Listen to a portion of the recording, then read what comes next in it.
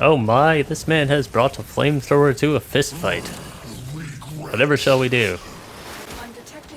Not a whole lot, don't do this. This is how to play Atlas badly. This is not the good example. Moving on to the good example. Alright, so the good old stone colossus of Warframe, Atlas. What's new for him in 2025? Honestly, not terribly a lot, but there is a few changes, particularly with his landslide ability. So let's dive in and have a look at those. And if you do want to see the full guide, I'll put that previous video down in the description as well for you. While you're down there, of course, consider a like and subscribe. So nothing, too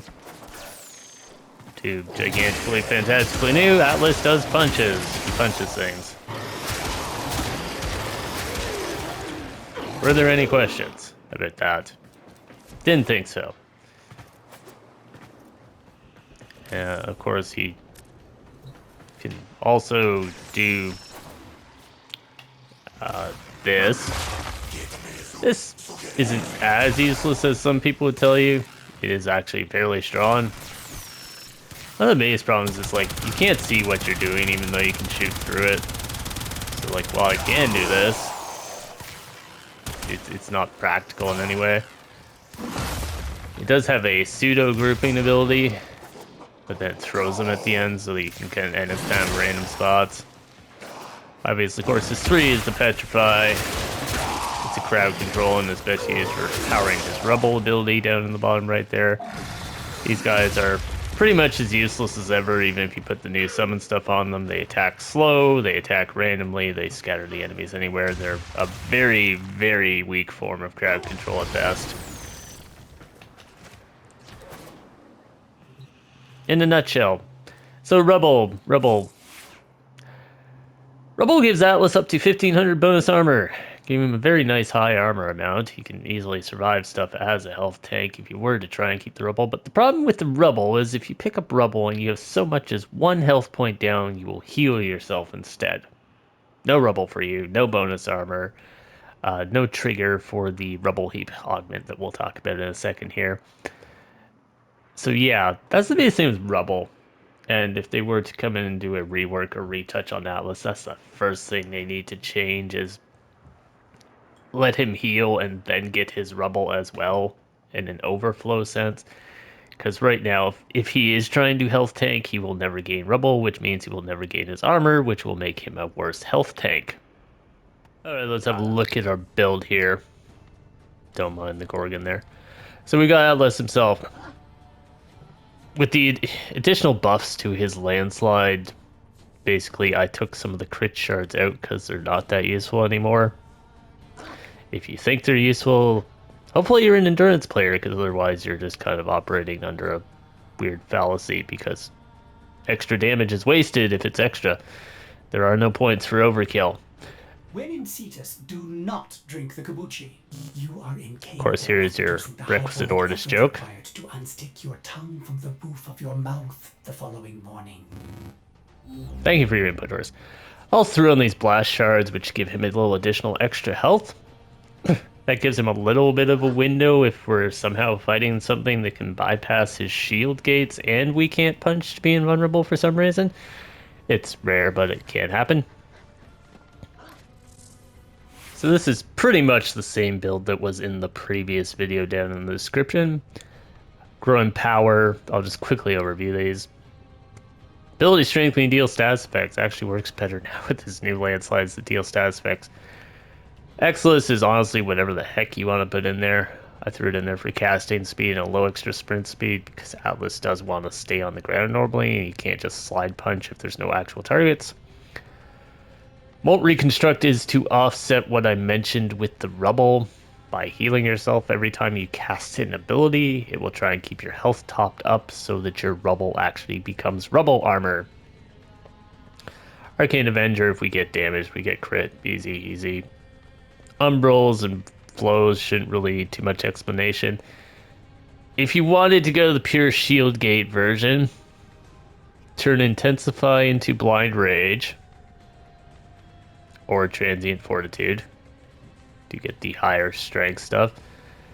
Umbral Fiber would become catalyzing shields, and that's probably what you'd go with. I would still keep your Umbral Vitality and your Hunter Adrenaline, because if you run out of energy, Atlas has enough of a health pool that you're going to be able to get that energy back and start punching really fast by getting a little Hunter Adrenaline going. Path of Statues just passively petrifies some guys around you or guys in the hallways that you've been down already in survival missions and stuff, making it easier to get your rubble. Rubble Heap solves that energy crisis by making Landslide cost no energy and do more damage for you as well. Do be mindful that this will not trigger Augur Secrets if it doesn't cost energy. So you will have to kind of have your shields regenerate, but that will usually happen because Atlas is invulnerable, because anytime an enemy is around, you should be punching it and invulnerable. And that will give you time to regenerate your shields the normal way. And if it's costing no energy, you should never not be invulnerable. Our secrets are there, of course, to just refresh the shields and keep the shield gate going when you are casting your abilities. We got Naramon in here. This is actually very important because Landslide has combo now. It did before, but it actually stays persistent, so Naramon will keep that combo count nice and high for you. And you can see we threw on Blood Rush here just to get those silly numbers added in there. We've got Sacrificial Pressure and Steel, because that's just, why not throw more damage in there? Also, we got room here. Organ Sheriff for critical damage. You could try and do the True Steel thing, but I wouldn't really recommend it. We've got Melee Exposure here to add some corrosive damage when we cast the punches. Many of the very few enemies that can survive Atlas punching more than once or twice are going to be heavily armored ones. They're like your Scaldra or your Necromechs. Basically, the Corrosive A has bonus damage against the Scaldra and the high-end Grenier, and it will also remove a little bit of the armor. Those super tippy-top enemies do also tend to have damage attenuation, which means you are fucked. Giant middle finger. But you'll be invulnerable, so you can just keep punching them. But yeah, you're not going to be able to do the damage no matter how you build it, which way you build it, or anything like that.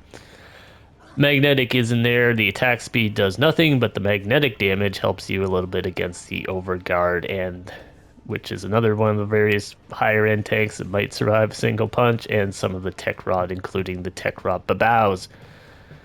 Then we just got Blast on here. Blast is on here particularly to trigger my Orange Archon shards, which are just giving me a whole bunch of extra health to fuel that Hunter Adrenaline situation, make sure I never run out of energy, and can crisscross with the armor to make sure I'm just that extra layer of hard to kill, while also getting my energy back to immediately start punching again in that situation occurs.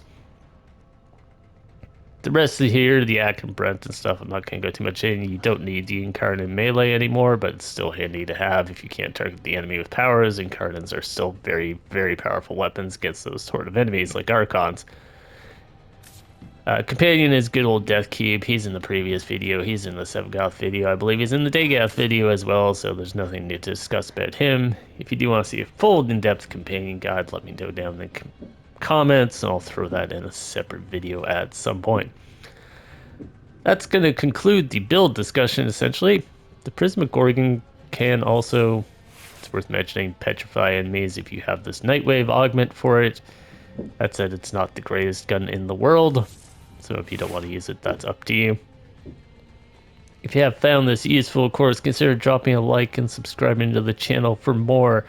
We're generally targeting at least one guide a week, and there's usually and ideally some other miscellaneous Warframe videos, stuff like the Bad Archimedia picks or different things like that, or general guides or dev stream reviews. We also got other stuff on the channel, including checking out demos of games and a few different playthroughs as well. Of course, we're live on Twitch, normally on Thursdays at the moment. Consider checking all that stuff out to support the channel. If you want to hang around for some Steel Path gameplay, just sit tight. If not, have a good one, and we will see you then. Alright, here we are. As I previously said, Scaldra are some of our tankiest enemies currently in the game. Not Scaldra. I picked the wrong one. Hee bloopers, what? Now, as I was saying, Scaldra are some of the tankiest enemies in the game. I definitely did not pick the wrong mission. You didn't see nothing. So just kind of use them as our test. Like I said, this is not the Mimi red numbers, blah blah blah damage cap build, because that's woefully unnecessary unless you're playing level cap, which 99.9999% of players are not.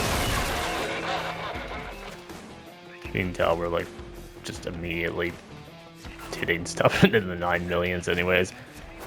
If you're ever curious, you can look it up on the wiki, but your average Steel Path enemy has, even some of the tankier ones with a few exceptions, has less than 1 million hit points if you take their armor off. If you don't take their armor off, they've only got about 1.5 million. This sector is So we're literally 5, 6, 7, 8 times overkilling these things. You inside, but you gotta be quick. They're rigged to self-destruct. And you can see we can just mow through these guys basically forever.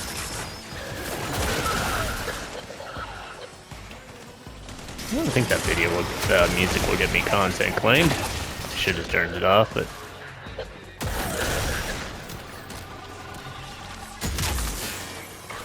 Our Sentinel is, of course, the Death Cube. He was in the previous video. Just got a reminder if you want to check that out down in the description. It's probably in several videos. So there is a slightly different version I think I used for Atlas. I believe it was in the Sevagoth video as well. Someday I'll potentially just make a video of all the companions, so I have them all in one reference place for y'all. Let me know if you're interested in that down in the comments. Find anything to talk about, because Atlas is not complicated. Like, what's going on screen is literally press 1 or press R1 or R1 and X or whatever the case may be, depending on your preference of controller, and everything dies. That is Atlas in a nutshell. Makes it strange that he was like the least popular frame in 2024, because you would think ease of use would just kick him over there. There's barely any tech rot in the area. He's invincible. This is purely a civilian. I don't even get the chance to build my rubble, nor do I need it. So the Scourger loyal can move in. Hate Scourger. Another reason I didn't use the blast shards on the shields is I do have an auger mod in there, so you can see that's just kind of restoring my shields by itself as well. Like, he's invulnerable as long as there's an enemy to punch, and if there isn't an enemy to punch, you're fighting a mega boss, or you don't need to be invulnerable. Past that, he's still got a shield gate, and past that, he's still got a giant puddle of health, and he will occasionally get armor. I can force some here. Bonus armor on top of that. Back in the old days, I actually stuck adaptation on him, which effectively does nothing. You can just pop your 4 and then drop your 4 to try and build the armor faster. It's very energy hungry, but you can do it. Well, for sure you'd be able to break into that cache.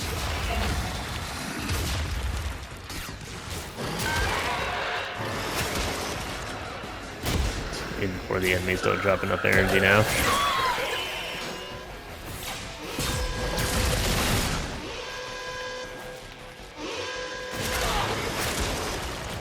I do not like my paratroopers in my missions because they screw up the waypoints. Time to go home. Same with the caches. If you wondered why so many people refuse to do the caches and the exterminate missions, one, it's because it's faster to get those arcanes from the defense mission, but secondarily to that, the guys coming, whereas the paratroopers or the tech rot dropping in or the tech rot hatching constantly resets the exterminate waypoint, which is annoying AF. This thing kit, for instance, cannot be targeted by powers, so we gotta use the good old incarnate on it. This guy on the top weirdly can't as well, which is strange.